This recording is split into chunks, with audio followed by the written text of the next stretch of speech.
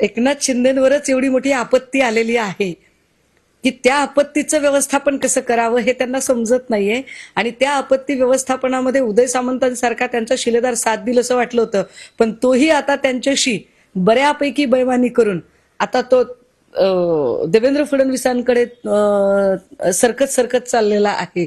आणि त्यांच्यावरच्या आपत्तीचं निवारण अमित शहा यावेळेला करू शकतील असं वाटत नाही। एकनाथ शिंदे आता सुद्धा उपमुख्यमंत्री पदावर आहेत, त्याला कारण अमित शहा आहे, अन्यथा त्यांना कदाचित उपमुख्यमंत्री पदावरही देवेंद्रजींनी घेणं मान्य केलं नसतं। आता असं आहे की तो शेवटी मुख्यमंत्र्यांचा अधिकार आहे।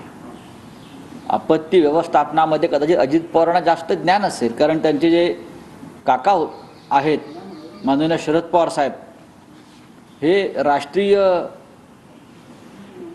काय नॅशनल डिझास्टर मॅनेजमेंटचं त्यांना अटल बिहारी वाजपेयींनी प्रमुख केलं होतं गुजरातच्या भूकंपानंतर भुजला झालेला।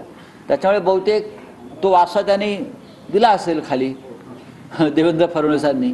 कसलं आश्चर्य, महाराष्ट्राचा मुख्यमंत्री राहिलेला माणूस आहे, त्याला सर्व गोष्टीची जाण आहे आणि त्या पद्धतीने त्याने कामही केलेले, इतरांना सुद्धा त्याच्यात सहभाग करून घेत असेल सरकार, तर त्याच्याबद्दल आम्हाला वाईट वाटण्याचं काहीच कारण नाही। चांगलं काम कोणाच्याही हातून हो, परंतु त्या चांगल्या कामाला आमचा पाठिंबा राहील।